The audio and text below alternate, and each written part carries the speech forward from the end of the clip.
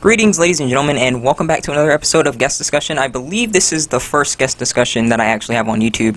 We usually have these on BitChute, but today we don't really have a really serious topic, which is, nice for a change and whatnot. So today we're going to be talking about, something that I might be a little late to the bandwagon on, but I feel like, we need to talk about it nonetheless. And that is the topic of what's been currently happening in the realm of consoles and whatnot, particularly Sony. This is the main one that I'm hearing, but I pretty much can relate this to a lot of consoles in general, because people kind of seem to downplay this about how bad this actually is in comparison to the severity of the actual issue. And again, pretty much that topic is just in the sense of games are pretty much being set on this ticking time bomb, and where once this little I believe it's some kind of processor battery or something like that. I can't remember the exact name of the battery, but once this thing burns out and whatnot, you're screwed. And even before that, that's just one of the issues. Sony has went for it to try and take down the PS Store. Now, as of recording this, they have retracted said decision. But I just was discussing with my good buddy over here. I don't really think that's going to last for long. But anyway, T, go ahead and greet the crowd, please. Hello, I'm T. Alright. Oh, go ahead. That's it. That's all I had. Alright, well, it's alright. But, yeah, the fact of the matter is, I really don't... when people downplay these kinds of issues, right, I don't really think that they understand, what they do. Because, the main thing that I keep hearing and whatnot, and, I just made a video, I'm not sure what's going to go up, either this guest discussion or the video that I made. A lot of people I hearing is, oh, it's boring, no one's gonna play those games anymore, don't you know that they're not good, and all, that's all that I hear, from the people. What I realized, there are just a certain number of people that are literally just fanboys. It's not just a meme. They are literally fanboys. They will literally support any decision that a company does. A company could literally request to squirt chocolate syrup up these people's anuses, and they defend it. Because they're literally that freaking, I don't know, they're that freaking radicalized about a freaking console that they just defend the most corporate of decisions. I mean, how are you honestly going to defend a company pretty much telling you, you know what, I know that you like this console and whatnot, and I know you got those physical games, but let me tell you right now, you see, before you actually even, bought that thing, I put a ticking time bomb in there. And when I say I'm just going to go ahead and have that thing just go boom, and, you can't even play your games. It doesn't matter if it's digital, it doesn't matter if it's physical, you just can't play your games. And yet people still support this, decision. You know what I mean? Yeah, I get that. I don't think it's more so people supported the decision because Sony pulled it out of nowhere. Not only that, they didn't even bother telling the devs who were creating games not based on the PS Store, but that were going to be released on the PS3 and the PS Vita and whatnot.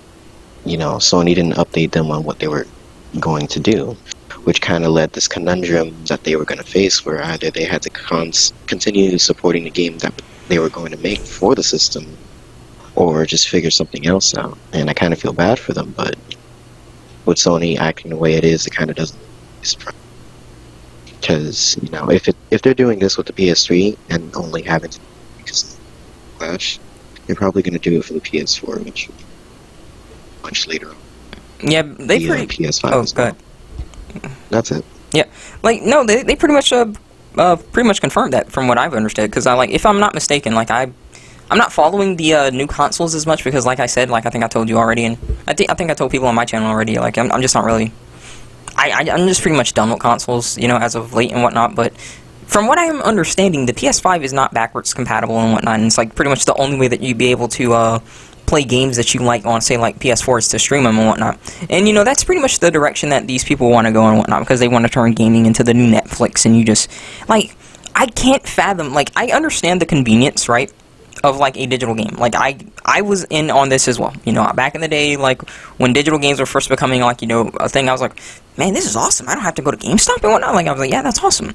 But then when as you grow older and whatnot, and as you I guess you get more mature and you realize about the concept of ownership and whatnot, you realize that digital games and whatnot, there's just a lot that can go wrong. There's a lot that can go wrong with a physical game, but I'd wager that more so with a digital game, because data corruption and whatnot, say your save file corrupts with a memory card, but you've got a physical disc, you still have that disc, you know what I mean? If your data corrupts in a sense of the actual game itself, you're screwed. Sometimes, even if you've bought the game and whatnot, they just don't let you...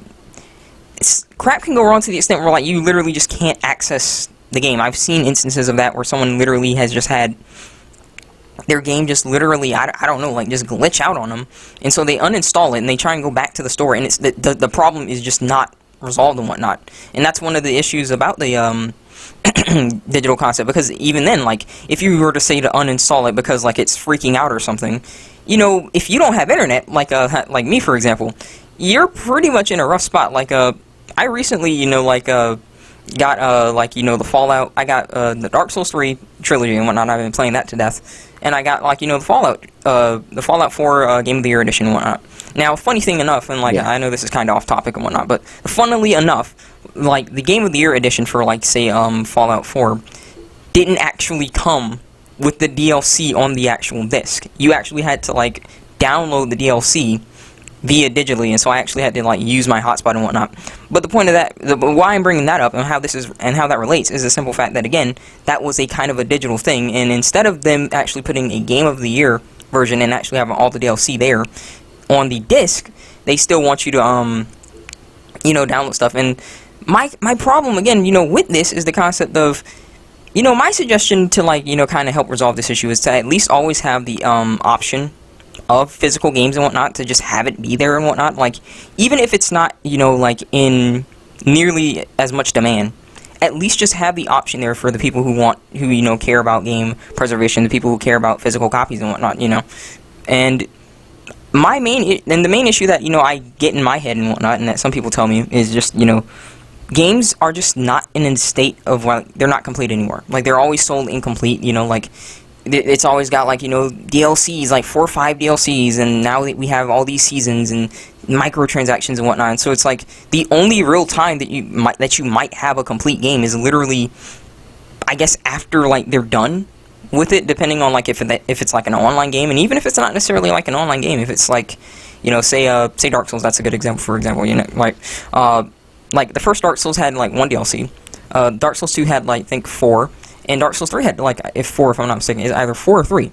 And so, like, if you were to buy the disc, like, you know, like, day 1 or something, you know, you wouldn't really have the full game, because then all the DLCs that get added, you know, aren't there and whatnot. And, yes, you can, I guess, you know, download it in the case, like, similar to what I did with Fallout 4 Game of the Year edition. But, again, you know, like, it's unfortunately not there physically. It's still there in the form of data, and data can, in fact, corrupt. And not even that, whatchamacallit, because I had to come to terms with this the other day. It's, you know, you're paying the price for convenience, pretty much, you know. Downloading the system and pretty much having any game that you purchase at your no matter what state or state of play you're in, you know, pretty much just sacrificing that, I guess, reliability for physical for the convenience of the digital. You know, that isn't too bad, because you know me, I focus on digital just because I necessarily travel a lot. And even now, I kind of prefer digital.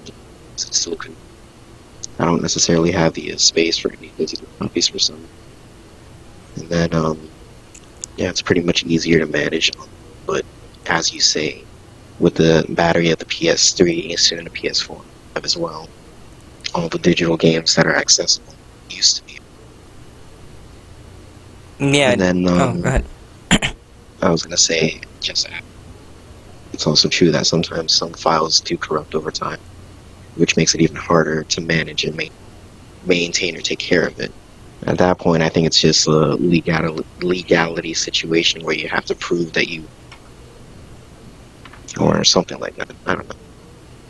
No, like, you're right. Like, the main problem here is, like, I don't expect everyone to just, like, you know, start going physical. Like, some people, like, when things like this pop up, like, some people say, oh, you all need to just get physical games again and whatnot.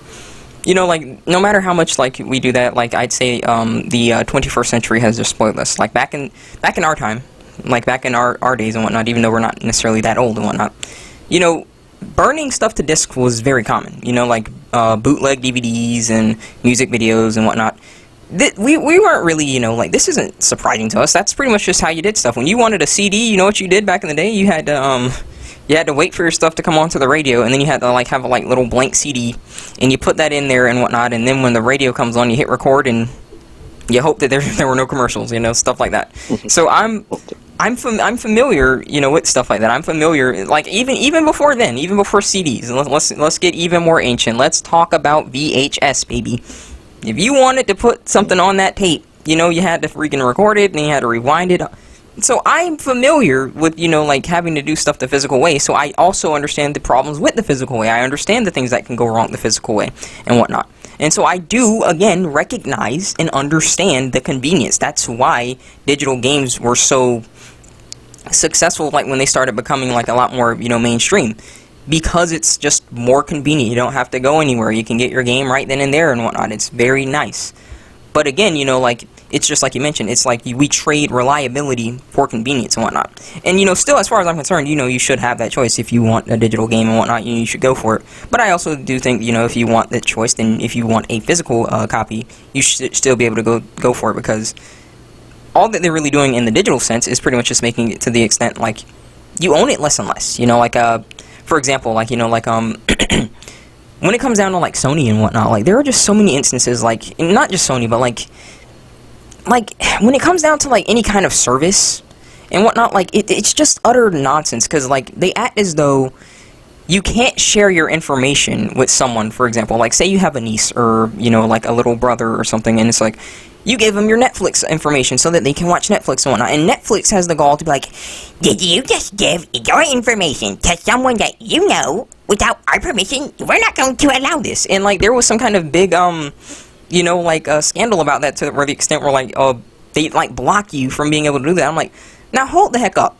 You're telling me you're gonna ban me for information that I chose with my free will to give to someone that I trust? Like, I could understand, like, if I was giving it to, like, just a random person or something, right? But if I'm giving it to literally, like, someone that I know and that I trust my information, which everyone does in all of their life, I mean, what the heck do you think you're doing, like, if you have a, like a lock pad, for example. Say you've got a lock pad for a tool shed or something, and you say, Billy, go ahead and get me the tool shed. And you give him the freaking code to get in the tool shed and whatnot, and freaking Netflix over here is pretty much saying, you are not allowed to give that code to your son to get something out of the tool shed because we said so, or something like that. You know what I mean?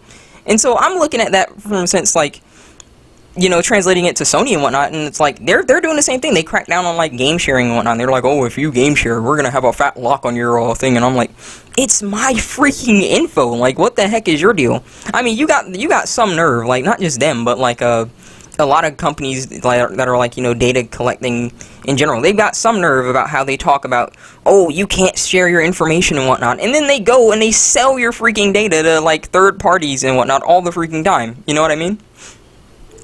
Yeah, I get that. It's because, I don't... But it's, probably somewhere in the editions. Here, I've read it. I was gonna say, I'm pretty sure they're just solidifying their grip on each player, you know what I mean? Like, instead of... Breaking up a little. Sorry. Instead of giving one player the freedom to share the game's experience, or just, like, even share the game's data, I guess Sony just wants to be a little bit greedy and think that's just another person that could spend another extra $50 on a system they already bought just to get some extra money. So I definitely know what you mean in that way. It's just funny, though, because, again, at the same time, they sure aren't saying anything when they're selling your data to other people and whatnot, now are they? Like, so it's just... corporate hypocrisy at its finest. Don't do what we're doing. We can do this, Listen, Facebook can do it, Twitter can do it, Google can do it, everyone can do it, you just can't. Yeah, you just can't, listen, we know best, okay? We're your friendly neighborhood corporations. Just trust us with your data. We're gonna go ahead and sell it, and we promise that we won't do it in a way that people freaking spam ads 24/7 for you and shove them down your esophagus. But hey, excuse me, young man, did I just see you giving your data to someone that's close to you? How dare you? How dare you? I'm actually going to just remove your entire account and you are on timeout. Like, that's literally, like, how I'm understanding this and whatnot. And, when it goes back again, like, to, the gaming scene and whatnot, and, again, it goes farther than the gaming scene, but, I'm trying to keep it mainly on the gaming scene. That's what you're going to get when, like, a lot of people are saying, like, oh, I'm fine with this. Like, I remember, like, I think it was last year. It was either last year or, like, 2019, right? When Google Stadia was, like, first, like, revealing itself and whatnot. And people are like, oh, this is the future. I'm like, sure. Okay, you want to go ahead and be streaming games and whatnot and have to deal with lag? Just imagine how bad lag is in the sense of, like, where you even have the game and whatnot. So now you compare streaming the game and then lag in the actual game, and the fact that you're streaming the game so that you can have lag from the streaming game and the streaming of the lag. Like, I'm literally getting tongue-tied in a way, because, like, you'd be dealing with double lag, pretty much, double latency, and people are like, oh, this is the future, this is wonderful. I'm like, listen, man, there are certain things that when you stream, yeah, it's not necessarily nearly as difficult. Say, like, you're streaming, like, like, just a little show or something. But when you're dealing with, like, a game or something that's dealing with, like, ever-changing amounts of data and whatnot, and you are, accessing different servers and whatnot, like, there's tons of things that can happen, and there's tons of latency issues that can occur and whatnot, and for a lot of these people to just blindly get on this kind of train, it just really just feels like they don't know what they're talking about and whatnot, and they're just like, again, some of these same people that, like I mentioned, like, they just follow, like, whatever the corporate gaming establishment says and whatnot. Oh, we know best, and more than you and whatnot. And I'm not gonna pretend like I know more than like someone who who studies up on this all the time, but I'm just using what knowledge that I have access to and whatnot, as well as critical thinking, which we all have and whatnot, to just realize this is just some shady corporate crap at the end of the day. Like, this is just them saying, you can't do this, we can do this, and if you do it, then we're actually going to ban you, or, you're the actual problem, it's not us. And the fact that a lot of gamers have actually, done good, like, for once, and just, exposing this has just been really, it's been really nice and whatnot. And, right now it's Sony. Right now it's Sony. But let's just be honest, like, it's not just going to, like, stay with Sony. Like, it's going to, like, get progressively worse. Like, I mean, like, look at Nintendo, for example. I'm not trying to rag on Nintendo, like, like, gaming preservation for Nintendo right now, like, like, on the older models just isn't nearly as good. I mean, for example, I still have my, my Nintendo DS. Mwah, beautiful system. But, at the end of the day, like, the only way I could play, say, a Game Boy game on that is to, like, insert the Game Boy, like, cartridge into the Nintendo DS. Like, that's pretty much the only... But, I mean, at least you do have that option. But, again, Nintendo DS itself, like, is a really old system right now. So, like, you wouldn't get the best... I mean, although, let's be honest, it's a Game Boy, so, like, it's also not really going to, be the best either. But at least they give you the option and whatnot. But now that they've went down to, like, say, Switch, for example, like, you have no real way to experience those older games unless they just chose to remaster them and whatnot. And, again, the reason why gaming preservation is so important is mainly, I'd say, like, it's just, games as a whole now, like I mentioned, they just don't feel complete anymore, and they really tend to get crap twisted in the sense of, like, how they write their stories and whatnot. Like, I mean, and for a lot of people, again, to say, oh, like, oh, you just don't know what you're talking about, and this, that, or the other, right? If people don't want to play older games, then why do remasters do so well? At the end of the day, like, if that's the case, if people don't want to play older games, then remasters should logically not do well, and yet, Final Fantasy VII, Resident Evil, like, the list goes on. Like, I know I just said 2, but remakes do well because people that were playing them as a child are now adults, and would very much value to either, play this again, and, like, like, updated graphics, or to just, even share this with their kids and whatnot. I mean, I remember, before Demon Souls, like, Demon Souls, that's a really big one as well, got remastered and whatnot, like, and the servers were going down. Like, one guy was literally, like, on the verge of tears for some reason, like, I guess for nostalgia purposes, and said, like, he is never going to have this opportunity to, share it with his son, but, like, God bless the fact that that completely aged well, considering that, now we have Demon Souls remastered, and so he can play that with his boy all he wants to. But again, remasters and remakes do well because people care about this stuff. Castlevania, like, all these kinds of old games that actually get it right. And it's funny because we were talking about this the other day and whatnot, about how, like, good the actual replay value is. These are also good examples for future game developers to look up to. Like, when I was, in high school, and I mean, I still want to, make games one of these days and whatnot. I know it would be tougher now, but hey, nothing's impossible, you know? Like, I would prefer to at least have a good example. I mean, let's be real, T. Let's say that you and me want to, like, try and make a game. What would you prefer to, like, follow as an example? Some freaking Last of Us 2 SJW bullcrap? Or something good, like, say, Final Fantasy VII, or, again, you know, Silent Hill, or, like, whatever we're trying to make and whatnot. Wouldn't you rather follow the stuff that actually was good, even if it's made in a quote-unquote setting that was, you know, not nearly as technologically advanced, and yet it's still 99% of the time better than what they're releasing in this year?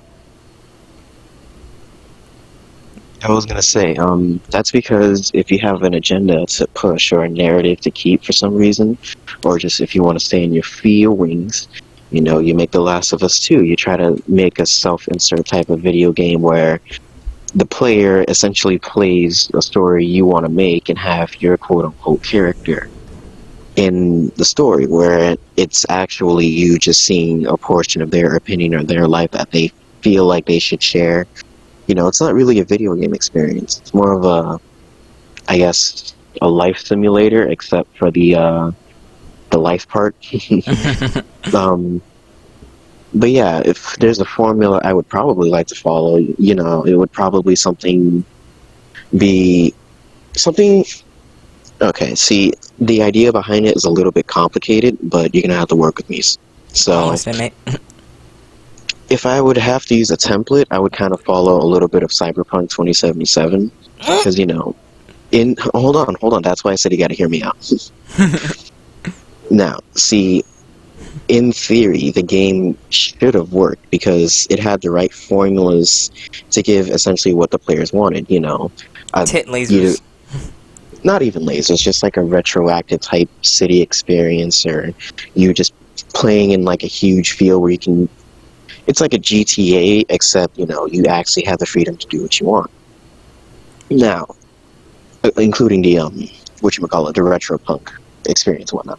Now, the idea I wanted to follow was, what if it was, well, my type of game? What if it was daytime types, and in the daytime you pretty much just had like driving experience and whatnot. You could drive through the city or skate, you know, have a mixed Midnight Club 3X Jet Set Radio type vibe to it. And then at night, you know, as I told you before, it switches into a hack and slash pretty much. Well, oh, brother mine, I hate to cut you off, but I believe that we were talking about this, and I think you're not really following Cyberpunk. You're most following Sonic Unleashed, where, you know, we had our racing game during the daytime, the standard Sonic game, and during the nighttime, you know, like, let's just be honest. You know, like, you got your little God of War werehog at nighttime, and you got your standard Sonic in the daytime and whatnot. And, you know, to this day, like, I think that was, for me personally, you know, the best Sonic game. Like, I mean, just the sheer level of uniqueness of pretty much just saying, you're pretty much playing an entirely different game, like, based on time zone. And I thought that was absolutely genius. And again, what is that on? PlayStation 2. You don't see that crap today, like, on, like, games these days. It's like, and it's like, it's simple. It's not something, like, you know, that's that hard to come up with, but, like, these days, it's like, apparently it is. Like, they're not really nearly as creative or whatnot. Like, I mean, just think about it. For, like, every time you turn around, like, whenever there's, like, some kind of new game being released that's, like, you know, like, AAA title or whatnot, it's just usually some standard crap, whether it's, like, you know, some FPS, oh, whoop-de-doo, you know? Like, and I'm not saying I don't like FPSs. I mean, it's just a really oversaturated, you know, market and whatnot. It's just a new FPS, and, you know, like, you can only get so, you know, original with, you know, first-person shooter, you know, like, that's kind of like why I would prefer if, like, maybe there were some third-person shooters, but unfortunately the main third-person shooter was Last of Us 2, and we all know how that turned out, didn't we? But then, yeah, just gotta clear the garbage out of our throats, just speaking that, but, yeah. But, again, you know, that, again, just goes back to the template of the fact that gaming preservation, because, like, I know that kind of seems like it's off-topic, folks, but it really is. It stays on topic. Gaming preservation is important to this day. Like, when I take like certain courses and whatnot, like involving in gaming, and when I look at the history of gaming and whatnot, these people have like entire museums dedicated to, you know, preserving games and whatnot. Like, to this day, like, you know, like, look at Street Fighter, for example. Plenty of people who play Street Fighter now, like, who are, like, grown and say, like, maybe they're in their 30s, maybe late 20s, right? They would love and appreciate being able to play Street Fighter on an arcade. Why? Because that was the original. That was what started it all. And when you are someone who is playing, like, say, the original game, and when you play, like, what started it all, you have far more sentiment for that game and far more, like, appreciation, because you know how far that game's come. Like, if you're, like, if you're one of these little kids and whatnot, and you're like, oh, you just don't get it because this game is bad, because the graphics, you know, like, if you've been playing these games and whatnot, and, like, you maybe played, like, say, like, the third game, and like it was the last game, and so you're like, oh, this game's good, but all those other games are bad because, like, oh, the graphics or the controls or whatever. You're not going to appreciate it as much because, again, you didn't see how far, like, the development has come. You didn't see, like, when the graphics were just, like, you know, good old PlayStation 2 trees where it's, like, just flat, and it's just, you know, like, and it's just, like, color, like, with, like, a light green and whatnot. So you can't appreciate the fact that those graphics have come a long way. You're just like, oh, that's a tree and whatnot. But this tree actually has, like, a completely 3D model and whatnot, and the textures on it are really cool.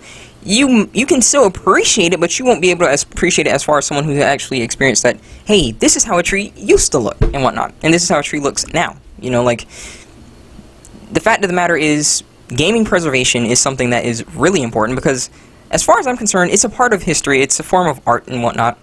And considering that, you know, certain music artists can talk about certain things being quite moist, you know, I don't really see how we can't, I don't see how we can't still, you know, just admit that video games are art to this day. I mean, nano machines, son.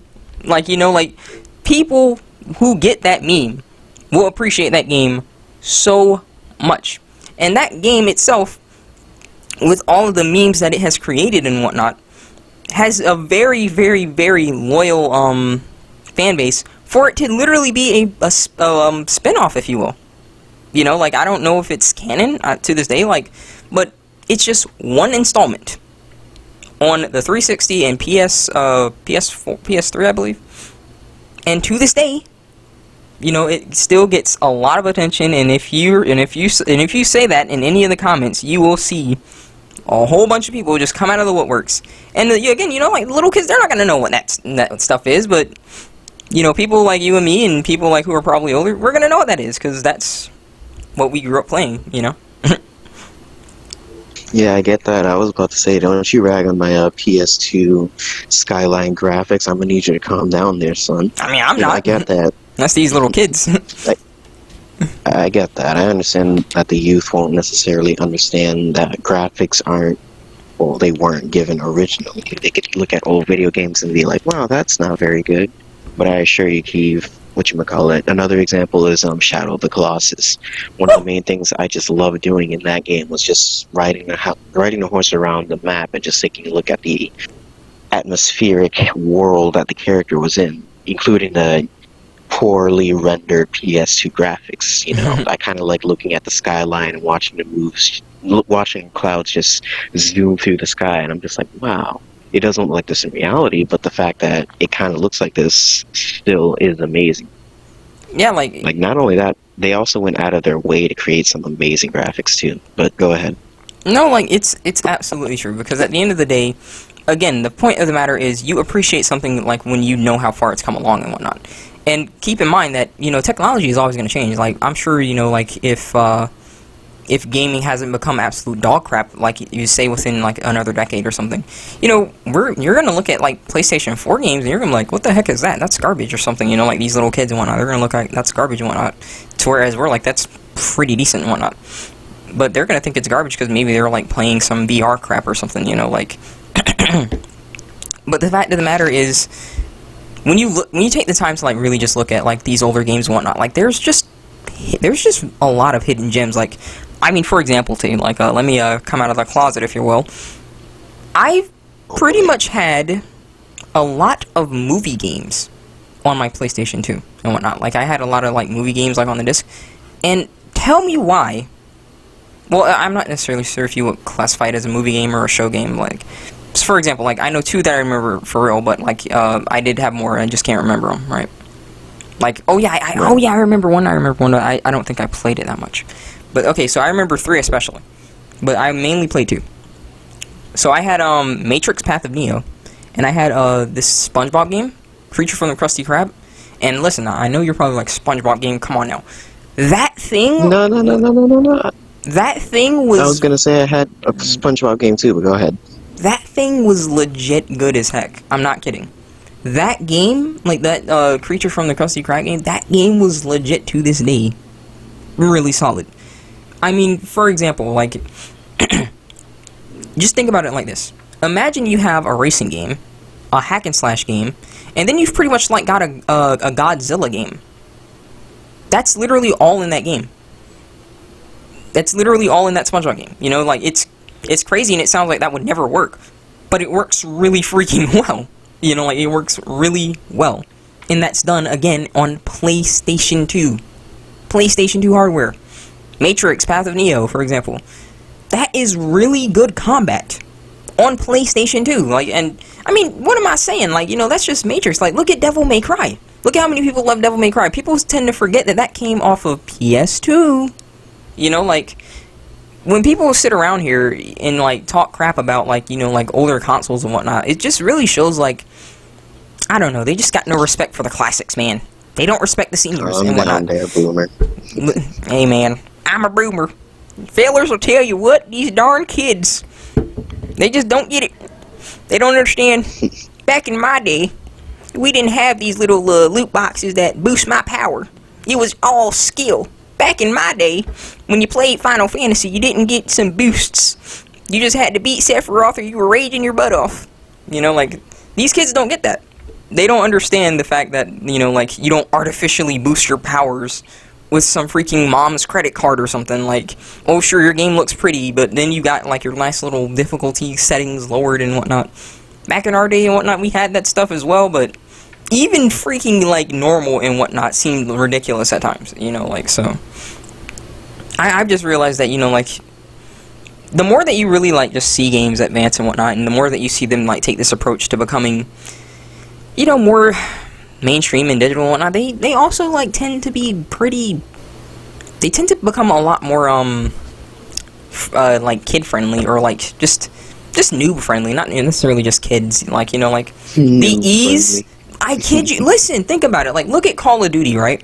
Look at Call of Duty. Back, it's not necessarily, you know, the most difficult game, but I mean, if you look at the difference between, like, how a weapon shoots back in the older days compared to how they shoot now, like, if you were holding down a trigger back in the day for a gun and you didn't have, like, you know, like, all the right attachments, that thing would literally just start making you freaking jump up like you were about to ascend into heaven.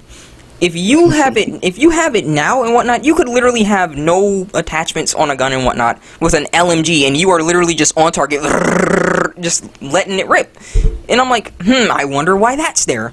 You know, maybe to cater to the people that can't control recoil. You know, like, back in our day, again, you know, we actually had to use the analog sticks or whatever, if you're playing on mouse and keyboard, to make sure that the aiming is not jumping up. Yes, we actually had to use our thumbs to hold it down. You know, almost like real life. You know, like, but, nah, we don't need that. Who needs that? You know, we can just have you know, an automatic weapon that shoots like at 15 billion frames bullets a second, and, you know, it doesn't move, because recoil doesn't work like that. You know, like, that's just the truth. Like, it just, again, you know, it just seems like, you know, like, as they take, again, you know, this more, you know, I guess, digital approach, and as they continue to make these modernized games, they're a lot easier. Like, for example, like, The Last of Us 2, I know we keep bringing that up, right? A lot of people still say that game was easier, and it does look easier. Like, back in Last of Us 1, my main criticism for that game and whatnot was the fact that, like, you pretty much couldn't use, like, a variety of weapons, because, like, you were mainly just limited to, like, the stuff that you could find, and the most stuff that you could find was, like, mainly pistol ammo and a magnum ammo. Last of Us 2, oh my goodness, you got freaking automatic weapons everywhere. You can find so much ammo. Like, when you look at someone play that game, even if they're not really, like looking for materials, like, that much, right? They literally can just hose enemies down without any problem, you know, like, and I'm like, I wonder why that is the case, you know? It's because, whatchamacallit, a lot of games, for one, try to make the gun in shooting games, trying to feel more realistic, if you will. Take Destiny 2, for example. Now, I know you said that we had to, hold down the button to actually aim the gun and pull the trigger to shoot. I understand that, Keith. I'm not too far from my boomer days either. My thing is, right, whatchamacallit, again, in Destiny 2, as an example, games more so revolutionize the way they're played, It's not necessarily easy using a normal gun keep. A simple Magnum requires 2 hands to hold, yet players look at it in video games and be like, wow, that's a pretty powerful gun. I should know, I've done it before. And just full on have a blast, because that's what they're meant to do. They're not meant to actually think that, they're playing with a real gun, essentially. Yeah, I get that, but I mean, like, still, like, that's kind of like, again, where the whole concept of, why are you catering to a freaking age group that your game doesn't even support? Okay, like, I'm just being honest, like, I'm not trying to be a douchebag and whatnot, but why are you catering to an age group that your game doesn't even support? I mean, yes, let's be honest, we all played Call of Duty, even though it was like a mature rated game when we were young, yes. But my goodness, that doesn't mean it was still, catered towards us. We still had to learn how to freaking push the analog stick down to keep recoil, so I don't really see why they can't and whatnot. Like, that's just the thing. And then, I'm not trying to get off topic or anything. I'm just saying, like, it's just, as a whole, it just seems as though gems are just going to remain hidden, like, if this continues and whatnot. And people are literally just going to forget how stuff was done, and that's really not looking too hot, considering all we got these days is just like yearly released garbage. Loot boxes everywhere, microtransactions all over the place, season passes. It's literally just Netflix. It's just becoming a bill. It's just becoming a bill. Like, I mean, let's just do a little calculations here. Okay, quick maths. Okay, let's say on average, right? You've got your you've got internet bill for actual gaming and whatnot. Like, not necessarily like not the gaming bill, like just the internet bill for itself. Let's just say $100. Okay, $100 because you got like solid internet. Now you introduce the whole gaming thing where it's either BS Plus or Xbox Live. I don't remember what it's called. I haven't played Xbox in forever, And so let's just say that's another $50. Okay, $150. Okay, now let's say you actually like some retro games and whatnot, and since BS Plus doesn't allow you to backwards compatibility, they say, oh, well, if you want that, then you can stream it and whatnot. And right now, I believe it was $10, but like I'm not sure if they raised that, because you gotta love that they do that. And so let's just say it's 15. Okay, boom. So we've got 165. I'm not good at math. I'm just saying. I'm just being honest. So we got $165 just so far. And now let's talk about the actual games themselves. Isn't this lovely? Because, oh, what's that? You bought a new game? Well, hey there, partner. Don't you know that the new DLC is coming out in about 2 months? That's right, $60, and now you need to pay another $20. Isn't that lovely? Oh, but wait, there's more. How about these delicious microtransactions? You like this nice cosmetic item that also gives you about 10% attack up? Well, if you have this nice little credit card, you can buy this right now, or you can hopefully spend perhaps 500 hours, and you might get this said item, whatnot, in game. Might. Like, just think about that. That's just like literally just the internet bill. Then that's like the bill to play online, which again, is absolute rubbish. Then you've got the bill to stream games that you want to play from like your childhood or whatnot. And then you've got the whole gaming bill themselves, and where like you buy the game, and then they have DLC, and then they have microtransactions, and usually the microtransactions aren't freaking cosmetics, like people still want to say to this day. They actually do, in fact, alter the game the gaming experience and whatnot. And there is literally no way, for the most part, that you are going to get the really good gear unless you just spend money. Even if you spent, like, on average, and you did your calculation, then you did, like, say, like, you had to spend 500 hours, and then, like, eventually the loot box should, not the loot box, but the loot RNG should give it to you. Even then, it doesn't give it to you, so just think about that. Look at how much money you just spent just now, like close to $200. And this is, again, just for one game. Start throwing in other games out there with the DLCs and the season passes and all that crap. It's absurd. It's literally just bills. It's literally bills. You know how back in the day we used to play games like, just to relax and whatnot? Well, no, you play games because you want to do some You want to do some spending. That's what it is. You play games because you want to do some spending, you know? And, I get that, that can be fine in certain instances, like where, again, the game's free to play. Like, I don't care how much a free-to-play game monetizes it, because at least it's free to play. But when it comes, again, down to, like, a freaking full-price game that doesn't even have the entire game there, because that's why they have so many freaking DLCs, and then they have cosmetics, and, well, not, excuse, cosmetics, if you want to call that crap, cosmetics. You got the loot boxes, and the microtransactions that are totally cosmetics, and whatnot. Like, that's freaking absurd. And so when a lot of people are saying that, oh, it's fine and whatnot, like, I'm like, listen, man, like, you really need to just look at the whole equation, because I don't know what you're looking at. You're still probably, again, looking at the convenience of digital games, but when you really take a look at, like, them trying to, like, make games as a service, that's nothing to go home about, man. Like, that is literally just straight up another bill. Like, if you want to enjoy gaming, you're just... You literally just are gonna have to start stacking or something, because I just don't see how you'd be able to really even play a lot of these games, considering that, again, they are usually never complete.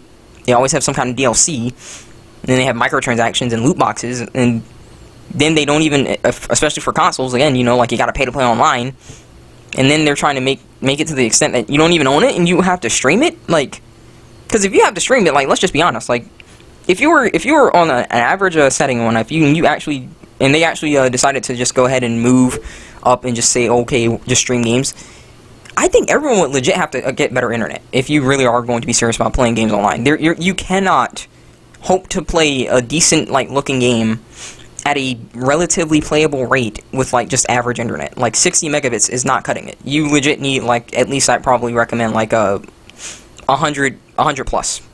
Like, or a fiber optic. And let's be honest, who the heck can afford a fiber optic? Who has at least $500 a month to spend just on internet? Besides, like, like, really, well-known streamers. That's just not happening. See, the real question is, who wants to make gaming another bill, sort of thing? And that answer is the CEOs of all the, companies that pretty much benefit from this program. Like, keep on, I stopped paying for PS Plus, I'm sorry, for, BS Plus, God knows how long. Yeah, for God knows how long, and That's right, not only that, I also tried on playing some online games, and once I realized that some of them were PS Plus locked only, I was like, okay, I'll play your little game, Sony.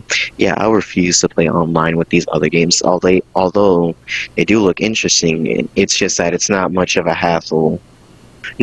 It's not enough for me to go through the hassle, I should say, to constantly, buy another subscription every month, or buy the $50 or $60 thing that covers you for an entire year. When in actuality, I shouldn't have to pay to play. Like, there's, as far as I'm concerned, every game on a PC is free to play online, multiplayer. I mean, at the end of the day, I hate to cut you off. The main thing at the end of the day is I'm not paying you guys for anything. I pay an ISP to give me internet, Pretty much, yeah. Like, you're still doing what you want to do, but at least you're paying for the internet with the capability of doing it. Whereas Sony's not only having you pay for your own internet, it's also charging you for playing online for the games they charge you to play in the first place. It's very annoying. Straight up. It's just... it's literally, like, again, like, yes, we understand why they choose to do this. I understand the fact that, yes, from a business standpoint, yeah, perhaps it's really good. It's gonna... I mean, I don't know, though. Like, let's just be real. Like, how good is that really going to be? Like, on average, most people just won't be able to afford that, so wouldn't they lose money? Like, I don't know. Sometimes I look at these corporations and I'm like, they're smart because they have money, and they know how to manipulate people and whatnot, but let's just be real. Like, who the heck would be able to afford that on average? Like, most gamers literally... aren't getting games, like, right when they come out and whatnot. They usually wait and whatnot. Like, I mean, I didn't get my PS4 until, 2017? 18? I didn't get a PS4, and I got it at a good price. That's right. You may say, oh, you got late to the game. Yeah, but I got it for $250. $250. You better believe it. It was still worth waiting and whatnot. And I didn't buy it right away because, again, like, I wouldn't have many games to play on it, and so I'd just be all there all by my lonesome. And so yes, I stuck with a PS3 for that time and 360. And again, my waiting paid off. because I got the console at a much better deal than a lot of people would have got it, had they got it, day one and whatnot. And look at how much they're charging the new gen consoles right now. Like, I mean, Xbox at least has like a nice little deal to where like you can literally just walk home for free with a Xbox Series X and whatnot, and you just pay it monthly and whatnot. But still, I don't want to, although like it is a really good deal, because from what I'm understanding, there is no interest rate. Wait, I don't know why, I guess just got baby on me, but there's no interest rate, so you can walk home with a free Xbox Series X, but that doesn't necessarily mean that that's going to stay forever. You know what I mean? Like, there's that could just be like temporary, because they're still trying to encourage people to get it and whatnot, and as they decide to make what choices they're going to make, whether they get the Series X or PS5, they might decide to change that or whatnot. But again, on average, like, no one's really going to have the money to just drop right away for these new consoles. And like we're mentioning, like, at the end of the day, like, what's the real difference right now? Like, the main problem that we brought up, like, with this is the whole, like, kind of like processing. I'm not sure again, what it's called and whatnot. It's like the processing battery or something in like the PS2 and the PS3 and even in the PS4 and whatnot that can eventually burn out. What's the point of even having that and whatnot? Because, I mean, just look at a PC. Like, if we're literally at the day and age where, like, you can pretty much get a PC for what you can get a console for, and then you can hook up your PC, and let's be honest, like, PC parts are far more accessible than like console parts. Like, consoles are usually made specifically in a certain way to make it hard to get pieces to like fix them and whatnot, because they want to just say, oh, if something breaks, then just buy a new one, like. But PC parts are so accessible to the extent, like, where say this issue, we were having the same issue like with PS2 about like the battery and whatnot, or PS3 with the battery and whatnot. With the PC, it would not really be a problem. Like, people would literally be able to find, like, the PC part to, like, have that battery just get replaced, boom, problem solved. But when it comes down to this stuff, like, the gear isn't, as good, and people like to say the main point that I hear is just, oh, well, it was from a different time, and so, that's why, and it's whatnot. But I'm like, no, even then, because, again, you'd be surprised. There are people that just go around and they restore, like, older computers and whatnot, because, again, history preservation and whatnot, because, yes, even the computers with nice thick backs and whatnot, and babies got backs, right?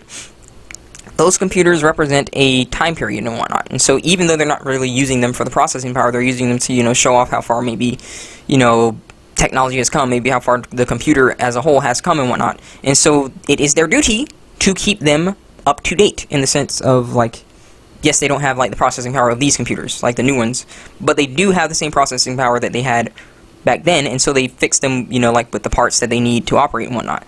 So I, again, don't necessarily think it's that case. I just think that, again, it's just like what I'm saying. Consoles, again, are purposefully designed in a way to where if something breaks, it's really difficult to fix them and whatnot, because the parts for them, they don't really sell them nearly as much as they sell, like, a regular computer part. Because, yes, a console at the end of the day is pretty much just a mini computer, but it's just, it's like a mini computer that's more, restricted. Yeah, more restricted, and like, the parts are just a lot harder to come by, pretty much, No, not even that. Just several parts about the PS4 compared to the PC is restricted, in my opinion. Like, yeah, the main functionality of a PS4 is to play video games, but compared to a PC where you could browse the internet, play video games, and do a bunch of other stuff that you could or need to do with it, the PS4 is restricted to not only having, even down to its video game catalog, certain games are available to Sony, but not available to Microsoft, and vice versa. So that pretty much just restricts that down to which games you can get per system. And then for internet accessibility, you can't really do much of anything else unless there's an application on the PS4 specifically for it.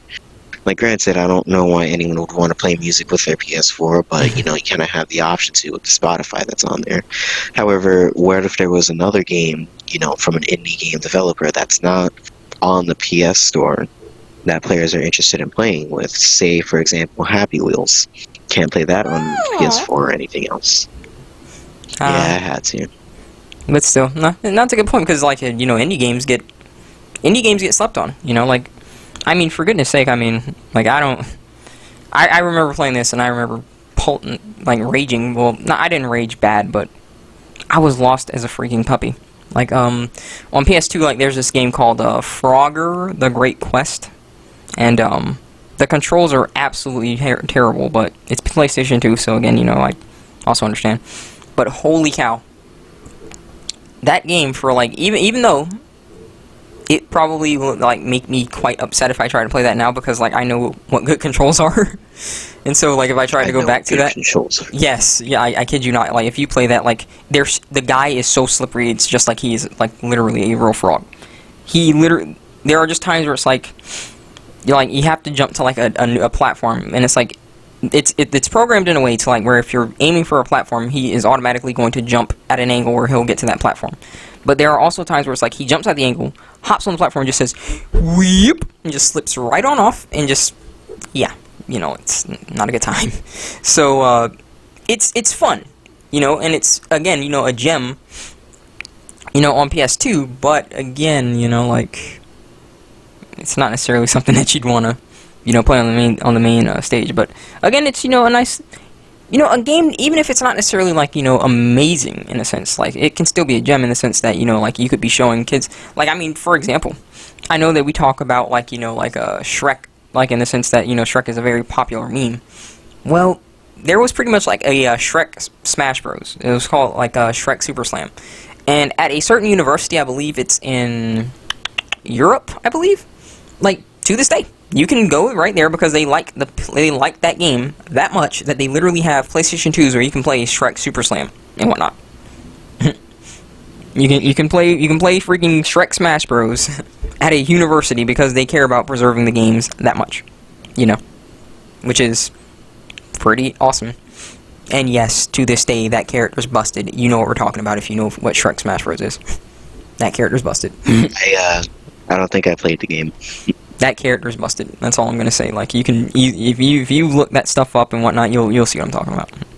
Guy is busted. But I mean, I freaking had fun with that. I used to play that with my sisters and whatnot. And I was handing out L's. I'll just say that. I was handing out L's with felines and whatnot. You know, just pretty much Smash for PlayStation. So that's probably why it was you know, popular and whatnot. Before, like, this is like, you know, before PlayStation All-Stars and whatnot, because again, you know, PS2 and whatnot. But, you know, that gets back to the point of the matter again. You know, like, there's a lot of games that, you know, are just, I don't really think that they make something like that these days. You know, like, and I'm not saying that they need to. I'm just saying, like, there's a lot of games that go under the radar because of how cool they are. Like, you wouldn't see them making a lot of movie games that turn out well and whatnot. And yet, unfortunately, the only good games that turned out well in regards on movie are literally only on PlayStation 2. You know, which that's kind of sad considering, again, you know, PlayStation 2 is outperforming literally, you know, the generation above it with limited hardware. You know, like, that's pretty bad, in all honesty, because, you know, like, you obviously want the next generation to do well. Like, I don't think, like, people realize, you know, like, when we bring this up, and when we, like, chew these corporations out, we don't want them to do bad, we want them to do good, but they make stupid decisions, and so we have to grill them for it and whatnot. You know, we don't... No, I kind of want them to go bad. I don't care for some of the companies right now. I don't care, Kevon, I'm sorry. I mean, at least you're honest. At the same time, I can't blame you. At the same time, I can't blame you. Like, there's a certain, like, I don't want it to go bad because if someone's invested their money in this sense and whatnot, and then they get screwed out of their money because, like, the company's doing stupid crap. So I don't want them to go bad from a sense of, again, I don't want this person, like, you know, lose out on their money and whatnot because they bought this console and whatnot. So for their sake, I don't want them to go bad. But, like, for the company itself, like, you know, I can't necessarily deny that I wouldn't mind if, like, they had some competition to get their crap together. No, see, that's the thing. I kind of want both sides to go bad. Like, I had to learn this lesson, and I'll get to that in a second, but in order to effectively teach these companies that this type of practice behavior isn't necessarily acceptable, people need to start waking up to it. And then if it means people investing a crap ton of their money into a system that's not even going to have good functionality in the future, basically becoming a paperweight, you know, it's going to be a harsh lesson that they're going to have to learn in the future. I see Sony, for example, right now in their mind, they're just very greedy, want to focus on gaining as much monetization as possible. That's why they moved their operations out of Japan and into California, which in my opinion is a horrible mistake. Right now, I'm assuming Microsoft is slowly turning into a technical company. Like, instead of focusing primarily on the Xbox, they're focusing on the Xbox's compatibility with overall gaming, which isn't bad, because in my mind, what they have been doing is preserving their video game history, which is very good. But in terms of actually having good or released games, or, games that would make me want to go, hey, maybe I should get an Xbox just to play that, you're kind of lacking in that department. And then you have Nintendo, who are focusing on mobile gaming. Now, I don't think that's bad or anything, because, super convenient. But as we said before, you pay the price for convenience. In this case, in my mind, players are paying the price for having a functional gaming system. Like the Nintendo Switch isn't a bad system at all. Having the ability to walk around with it as well as connect it to a TV is very good in my opinion. But since it doesn't have the same, how I should say, physical like storage as the Wii, I guess, or the Wii U, it has like if you will. limited storage capacity. Not even limited storage capacity. If you put it on a TV and pick it right back up 30 minutes or 40 minutes later, the thing's going to be overheating. You're going to have to let that thing rest for a little bit. Yeah, that's my issue with it. Just true, it's like a little extended PSP that could do so much more, but because it's so lightweight and its functionality is not reliant, but its functionality is tied into its lightness or slim features, it's pretty much lacking in the power department. Like, I could sit down and play on the Wii or Wii U for like hours on it, because I did. And I know the system would overheat occasionally, but not to the point where it's like, hey, yo, I kind of need to sit down and relax for a bit. Whereas if I play Smash with my one friend for, say, more than 5 hours, I'm going to pick up the Nintendo Switch and be like, wow, I can't touch this for another week. This battery probably melted or some shit, I don't know. But you definitely see what I mean. And it's because of that I kind of want the companies to fail in their nature, so that they understand that practices like that aren't okay, and anyone who supports that type of ideology to lose all their money along with it. Well, like, that's what I mean, like, and I understand what you mean by that. I just, again, yes, I'm just more of the, like, I want to suffer so you don't have to kind of a thing, like, yes, I just got, like, a freaking annihilated in the sense of, like, say, Sony with, like, the whole, again, spiel about me not having internet and whatnot, and so I kind of, like, want to suffer so that you don't have to, so, like, it would be amazing if, Sony or all these console companies could just say, you know what, never again. Let's have people play games for free online like in the old days. Yes, that was a thing. You plugged your Ethernet cable. Not gonna lie, if they did that for PS4, a lot of people would buy it. Like, if they had a really good online multiplayer game that people liked, and said that, all they had to do was buy the PS4 and they could just play online for free, I'm pretty sure everyone would just do it at that point. I mean, honestly, if you just told people that you could just play online for free, that was back in our day and whatnot, like back in our console war day and whatnot, that was the main thing that people talked about. Like, if you play Xbox or PS3, it's like, oh, Xbox is bad, you gotta play online, and now look at them, like, they're pretty silent and whatnot, because, unfortunately, they said, hey, you know what, that's quite lucrative. I like that, so let's go ahead and add that there, so... Y'all like getting more money? Oh, bet. I got you. I can match that energy. Introducing PS Plus. What do we get with PS Plus? Well, you get 2 additional games on a monthly basis, and then that are usually you get special discounts. Yes, indeed they are. They're horrible. And then special discounts for certain games throughout the years, which don't pop up because, PS Plus is taking your money. And then, whatchamacallit, online gaming. That's just about it. Those are the three main things we got with it. Well, actually, my good sales partner, I'm not done yet, because you see, I'm introducing BS now. You know those games that you like playing on PS3? Well, I'll tell you what, we don't need backwards compatibility. You can stream it for a low price of $20 a month. Isn't that wonderful? BS now. Get it today. PS now. I still remember the day I found that. I found Ashura's Wrath, I think, on a PS3 or wherever it was. I saw it and I'm just like, yes, I get to play it, I get to download it, I get to actually go through the experience one more time. And then as soon as I saw that it said available on a PS Plus, I think that's what it is. PS Now, sorry. I was like, oh, how much is it? $20.99 a month. You know what? I Oh, don't it's think even more than I thought? I thought that's what it was. 20 bucks a Holy month, cow! basically. Like Yeah. at first, if I'm not mistaken, I mean, I might be dead wrong considering how long it's been. I thought that started at least like 10 bucks. No, But like, if that no. legit is $30 a month, The price was double digit, fam. I saw that and I'm like, nah, just for one game a month, no less, I'm good. no, that is not. That is. And you know, Like, like, imagine playing GT. like, go I ahead, go was gonna ahead. say, imagine playing GTA San Andreas for like 40 bucks a month. What are you gonna do in that time? You're literally in that month, you're just gonna speed run the entire game and then not play it anymore. That's what I would do if I even bought the damn thing. Like, and that brings me like to a point, like, you know, and I know this is an hour long, and it's probably something that we could have, you know, talked about. Like, what people like to say is, why don't you just emulate the game? And it's like they don't realize that emulating a game is a very, very delicate process.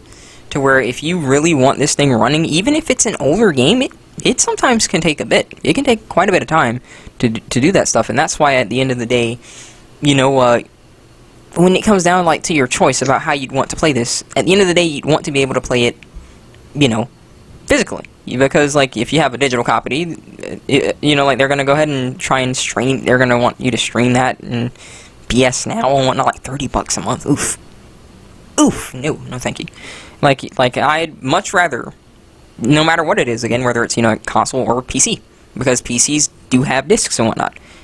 I'd much rather have the physical game in a disc form and just play it on whatever, whether it's like, you know, my PC or anything for that matter. You know what I mean? Like, I'd much rather deal with like be able to play like the older games like that than, you know, like anything else. And so the main point that we need to like take from this, you know, bringing this to some kind of a close, is just gaming preservation is a lot more important than people are realizing. And this kind of issue, like, you know, the really good thing about it is people are talking about it, and they're talking about it in a massive scale.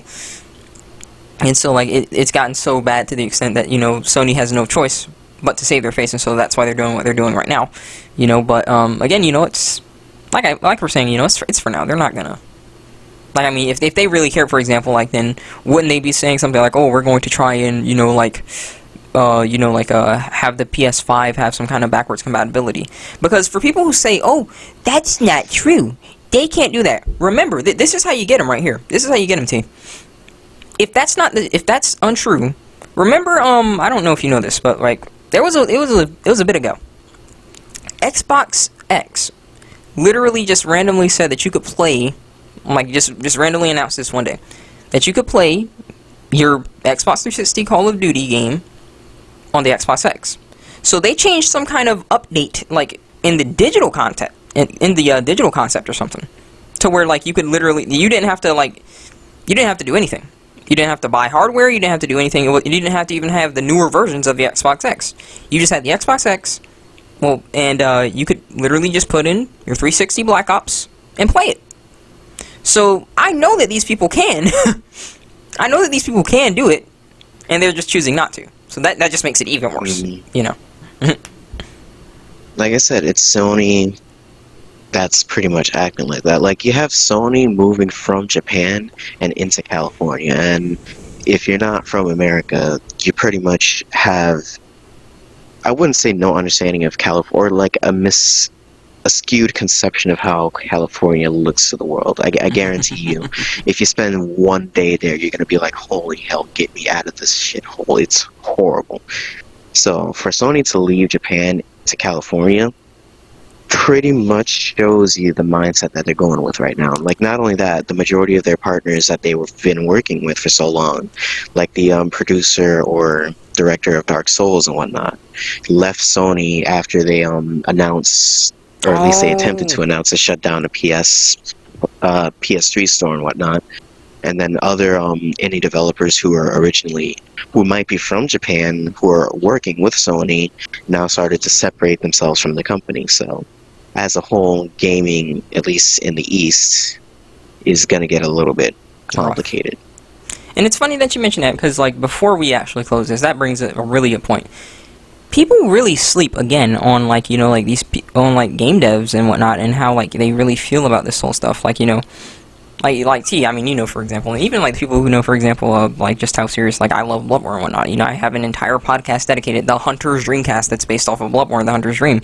You know, like, these people, they guaranteed that I won't ever see another Bloodborne by, like, shutting down Japan Studio, who helped make Bloodborne.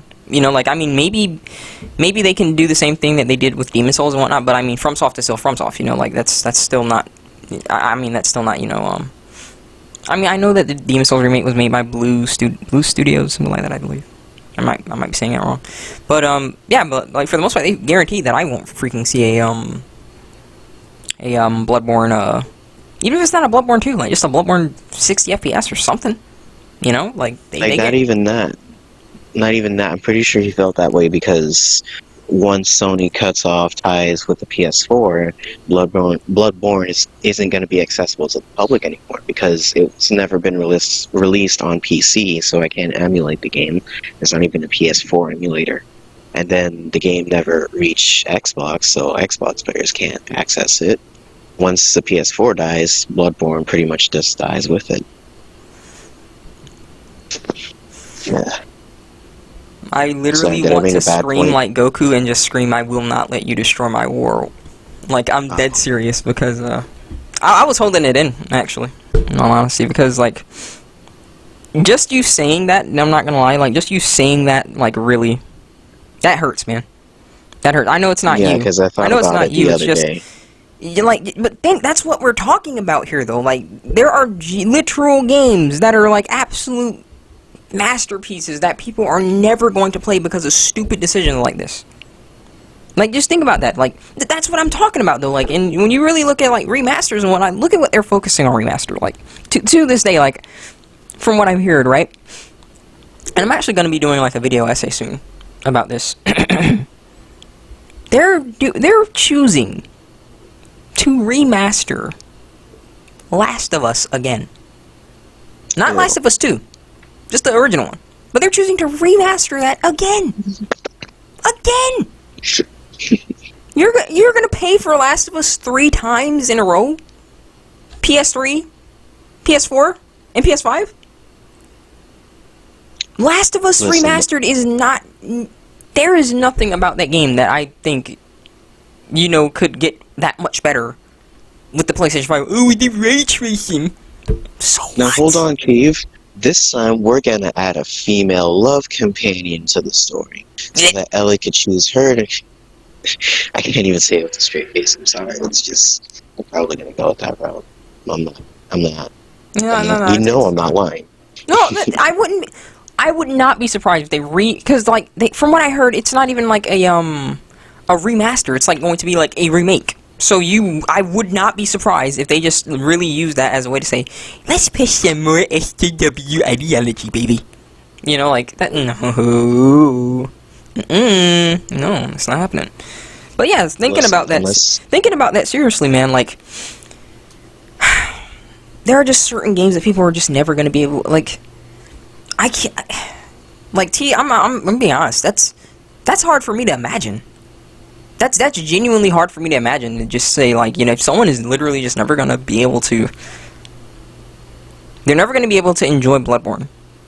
Like, for the amount of hours that I have spent, you know, enjoying Bloodborne. Literally, probably, on average, let's say, 8,000, at least, on average. 8,000 hours into Bloodborne. Kid you not? Imagine, that's just Bloodborne on a PS4. Imagine any game that's on PS3 right now that could have been lost to the world, pretty much, after they shut down a PS3 store and whatnot, and PS Vita and whatnot, and all that stuff. Like, I'm pretty sure there are a bunch of games on the PS Vita that I never got an opportunity to try that might be pretty good. Now, since they're shutting it down, you know, I might never have the opportunity to play them. Now, granted, I never bought a PS Vita, but, you know, It's not necessarily stopping me from at least trying and playing games on it. I mean, the funny thing is, though, like, with like, those kinds of games, like PS Vita and whatnot, like, I'd say, like, this is, like, where Nintendo kind of got it right. Well, I guess they still kind of got it wrong at the same time, but I don't know. It's debatable, because it's a handheld. Like, when it comes down to, like, you know, those kinds of games and whatnot, like, for PS Vita and whatnot, those were usually just being able to play, like, the games that were on, like, PS3 or whatever, on, you know, on the go and whatnot. But when it came down to, like, you know, the Nintendo and whatnot, it was literally just, like, you know, mainly just handheld games, like, you know, Pokemon and stuff like that. You usually weren't going to be playing a game that you could play on, you know, the PS2 or whatever, you know, like, on the go and whatnot, you know, like, it was just mainly, like, you know, like, yeah, it was, like, you know, like, first-party games, but it wasn't nearly, like, you know, like, really big stay first-party games and whatnot, like, you know what I mean, like, it wasn't like, you know, like, the really big games that you would expect to be playing, like, to see, like, if, say, for example, God of War, you know, like, yeah, you can play God of War on PSP and whatnot, but it wouldn't, you know, still be on the same level and whatnot, and so it would obviously just be able to say that you can, but it obviously, you know, wouldn't be like how you'd prefer to play the game, for the most part, at least. Pretty much, yeah. But that's scary, you know, like, I'm quite attached to to Bloodborne, so just thinking about that, like, yeah, like, they pretty much killed Japan Studio, and so, yeah, when they blow up their, bites the dust, bomb in, you know, PS4, and they click that little detonator, what bites the Zadasto, then yeah, that's it. That's a wrap for Bloodborne. That's a wrap for a lot of games on the PS4 that were gems, but I'm gonna be honest, like, that, you know, like, it's literally nowhere near as many gems on PS4 as it was on, like, PS3 and 360, because back in those days, you know, companies they seemed to have some kind of conscience, at least. They seemed to actually care about making games be complete and whatnot. Yes, DLCs were first starting to, like, become a thing there, but I'd say a DLC was, like, on average, keyword is a DLC, not DLCs, a DLC. I'd at least feel comfortable, like, not having a DLC compared to, like, not having, like, 4, you know, like, where I'm literally missing And counting. 80%. You're right, and counting. Like, literally missing, like, 80% of the game, pretty much, you know, like, no. So, yeah, that kill switch, that's just really crazy the more you think about it. And the worst part, again, you know, is, like, I said this in my video that I recorded today, right, is there's really just nothing we can do aside from, like, talk about it and get these people to realize, because it's in TOS. And I literally made I think you might like that if you give that a watch and whatnot. I made a Yu-Gi-Oh card, pretty much called TOS, and it just has, like, you know, like, that Spanish guy laughing on it and whatnot. Because it's like, I make you think you have a choice when you clearly don't. And that's pretty much just defines what TOS is, because, I mean, what are you going to do? Are you literally going to buy, you know, this, like, say, multiple $100 game console, right? And then just not agree to TOS? Well, good luck playing it. You know, like, what are you going to do? Like, it's just the illusion of choice. This is yes or decline. But let's be honest, like, what are you going to do? Even if you read all of it and you read how bullcrap the fine print is, if you want to play the game, you have no choice. You know, and this is in the fine print, that they have, like, the right to do this kind of crap and whatnot. And so, like, that's what they have to, like, fall back on. Now, that's still not going to save them again, because, you know, their reputation goes down the toilet, and when your reputation goes down the toilet, you better believe your marketing is screwed. So, that's why, you know, they're trying to, you know, resolve this kind of issue and whatnot, and pretend like they give 2 dimes, but, you know, right now the damage just really seems like it's being done, and I do hope you're right in this sense, Steve. You know, like, I honestly, I wouldn't mind them tanking really, really bad. I don't want them, again, you know, to fail completely, because, you know, like I said, I'm almost the person that's saying, hey, I want to suffer so you don't have to. You know, I don't want these people to have to deal with this. Now, again, you know, this company is not going to do this, because, you know, they're corporate shills, and so, they're still going to be about making as much money as they can, so they don't really give a dime. But, yeah, it's just kind of crazy about that. Okay, there we go. Sorry, guys, I had to pause, got a sudden phone call, but we can, you know, just finish this conversation and whatnot. You know, just bringing it to a close. What were you about to say, buddy? I, kind of forgot. Yeah, I'm sorry about that, you know. Sudden phone call. I wasn't expecting it and whatnot, but, you know, it's all good. If anything, I was probably just going to add on to either what you were saying or mention something else. But yeah, it's all good. Well, it's fine. Well, just bringing this to some kind of close. I believe we're an hour in now. That's a pretty good spot for the podcast and whatnot. Like, the point remains, like, all that we're trying to reiterate here is this isn't really, something that we should downplay and whatnot, and it just really gives you something to think about, to just know that, like, again, they can just, randomly just take all your stuff. And think about it this way. Like, right now, it's mainly, in the sense, like, where you just got the ticking time bomb in the sense of that processor for, like, the PS3 and the PS2 and the PS4 even, right? Think about how bad that would be if they went to a fully digital mode. Like, that would be even worse, because, like, the moment that they could literally just straight up just say, all right, we're not going to use this store anymore because we're making this console.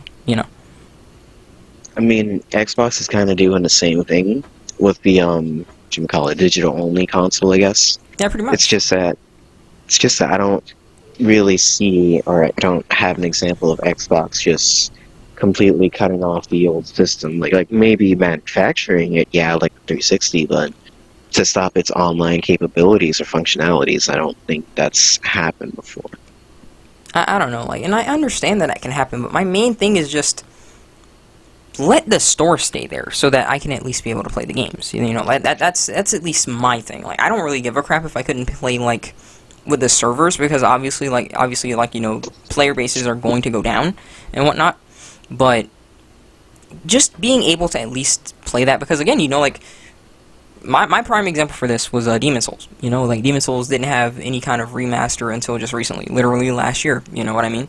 So the only way that you can play that is on the PlayStation 3. Now, they did emulate it on the PC and whatnot, but you literally have to have a certain kind of level of, like, PC that you probably have a multiple $1,000 build in order to successfully emulate that. So, the average person just isn't going to be able to do that. And so the only way that you could have been able to do that is play the game. And hey, I mean, I told you, like, I was talking about that and whatnot, like, like, I played the game and whatnot. I just got Demon's Souls and whatnot, and yes, I had a PS4, and yes, I went back to a PS3 just to play Demon's Souls and whatnot, because it's that fun. Like, because it's nice to just go back and have the option to just play a retro game here or there and whatnot. And it would be just really nice overall to just be able to play it on the newer games and whatnot, even if it's not remastered. So that's why, like, backwards compatibility is nice. And yes, I do understand that there are limits with the backwards compatibility, and there's only so far back that they are usually willing to go, but I don't know, it's just a really complicated issue, but it's not as complicated in the sense where, like, they can at least just give us the option there, you know what I mean, but they just choose not to because it's more of like a money kind of, hungry kind of thing, and so that's unfortunately how the cookie crumbles. Money. Yeah, but, I think that pretty much concludes that little spiel about this thing. I think we've discussed it up to death.